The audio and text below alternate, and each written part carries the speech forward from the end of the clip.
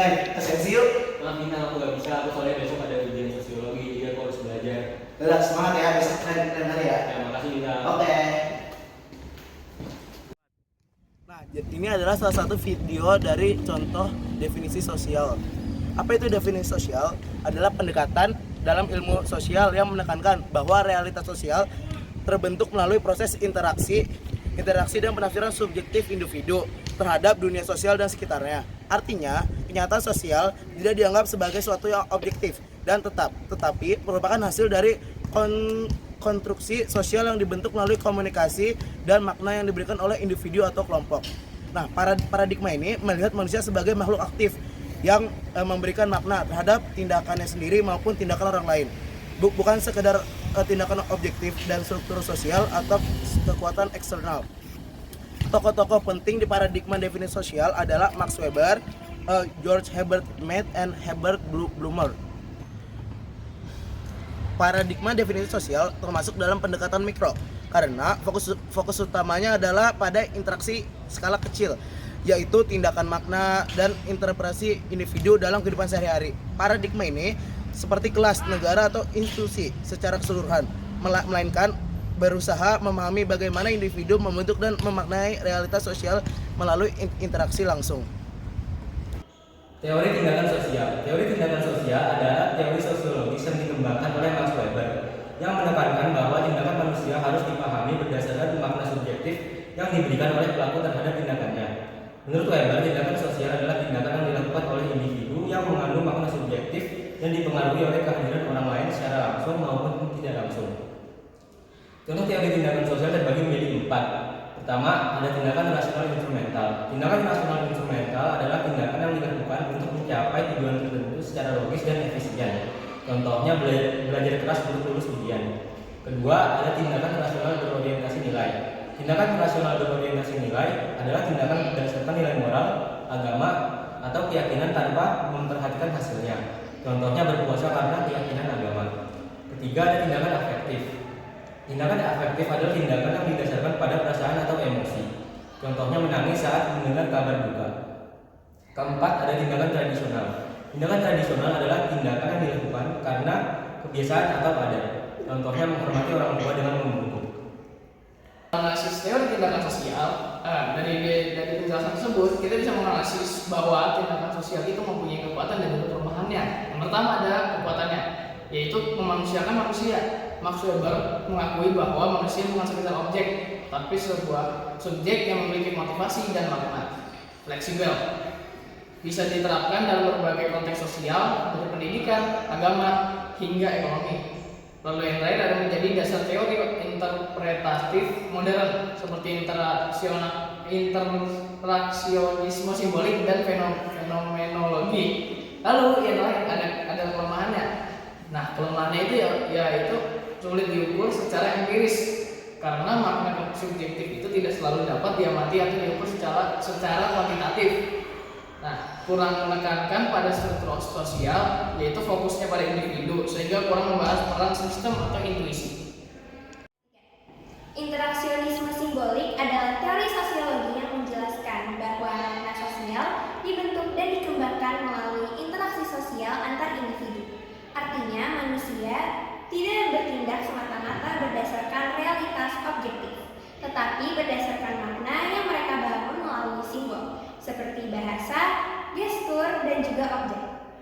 Jadi contoh dalam kehidupan sehari-harinya itu simpel. Contoh kasusnya seperti pemakaian cincin kawin. Simbol dari cincin kawin bukan sekedar benda logam, tapi simbol dari komitmen dan ikatan pernikahan. Makna subjektif ini adalah seseorang yang memakai cincin tersebut mungkin bertindak lebih berhati-hati dalam interaksi lawan jenis. Dan di interaksi sosial, makna cincin ini dipahami melalui norma sosial dan interaksi yang menegaskan status sudah menikah. Analisis teori interaksionisme simbolik. Dari penjelasan tersebut, kita bisa menganalisis bahwa interaksionisme simbolik mempunyai kekuatan dan kelemahan. Kekuatannya adalah menjelaskan realitas sosial dari perspektif individu, mampu menjelaskan pembentukan identitas diri dan peran sosial, sangat berguna dalam kajian mikro seperti studi studi tentang stigma, labelisasi, dan interaksi kelompok kecil. Kelemahannya adalah kurang memperhatikan struktur sosial lebih besar, seperti kelas sosial, ekonomi, atau kekuasaan. Sulit diuji secara kuantitatif karena berbasis interpretasi dan makna subjektif. Terlalu fokus pada interaksi kecil sehingga kurang menjawab persoalan sistematik. Pengertian teori fenomenologi. Fenomenologi adalah pendekatan sosiologis yang mempelajari bagaimana individu memahami dan memberi makna pada pengalaman hidupnya secara langsung. Teori ini menekankan bahwa realitas sosial adalah hasil konstruksi subjektif yang muncul dari kesadaran dan pengalaman pribadi. Contoh penerapan dalam kehidupan sehari-hari, misalnya pengalaman pasien di rumah sakit. Seorang pasien yang dirawat di rumah sakit mungkin mengalami kecemasan dan ketidakpastian. Fenomenologi akan memfokuskan pada bagaimana pasien tersebut secara subjektif memahami pengalaman sakit dan perawatan, bukan hanya pada diagnosa medisnya.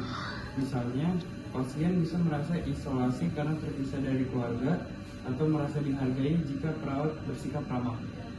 Analisis teori fenomenologi. Dari penjelasan tersebut, kita bisa menganalisis bahwa fenomenologi mempunyai kekuatan dan kelemahan. Kekuatannya adalah menyelami makna subjektif dan pengalaman individu secara mendalam, memberi perhatian pada dunia kehidupan sehari-hari yang sering diabaikan oleh pendekatan lain, mengembangkan metode kuantitatif yang kaya seperti wawancara mendalam dan observasi partisipatif. Kelemahannya adalah kurang menyoroti faktor-faktor struktural dan kekuasaan dalam masyarakat, sulit untuk digeneralisasi karena sangat kontekstual dan subjektif, dan metode dan konsep yang kompleks dan abstrak sehingga sulit dipahami oleh umum. Pengertian teori eksistensialisme. Eksistensialisme merupakan sebuah aliran filsafat yang menekankan kebebasan individu, tanggung jawab pribadi, pilihan bebas, dan pencarian makna hidup dalam dunia yang tidak memberikan makna secara otomatis. Dalam eksistensi mendahului esensi adalah prinsip utama. Artinya, manusia tidak dilahirkan dengan makna atau tujuan tetap, melainkan harus menciptakan makna hidupnya sendiri melalui pilihan dan tindakan. Contoh teori eksistensialisme dalam kehidupan sehari-hari bisa dilihat saat pemilihan karir. Seorang mahasiswa tidak ingin mengikuti jejak orang tuanya menjadi dokter. Ia merasa passionnya ada di dunia seni meskipun dianggap tidak aman secara finansial. Eksistensialisme menekankan bahwa ia berhak memilih jalannya sendiri dan harus bertanggung jawab atas akibatnya, entah berhasil atau gagal. Pilihannya untuk menolak jalan yang diarahkan orang lain adalah bentuk otentisitas. Analisis teori eksistensialisme. Dari penjelasan tersebut, kita bisa menganalisis bahwa eksistensialis mempunyai kekuatan dan kelemahan. Yang kekuatan memberi ruang bagi kebebasan dan tanggung jawab individu, sangat relevan untuk membahas krisis identitas, kecemasan dan pencarian makna, dan menghargai pengalaman subjektif dan keunikan manusia. Dan untuk yang kelemahan, kurang memperhatikan faktor sosial dan struktural yang juga mempengaruhi pilihan individu seperti kelas, gender, dan budaya. Dapat mengarah pada relativisme kalau jika makna hidup dianggap sepenuhnya subjektif.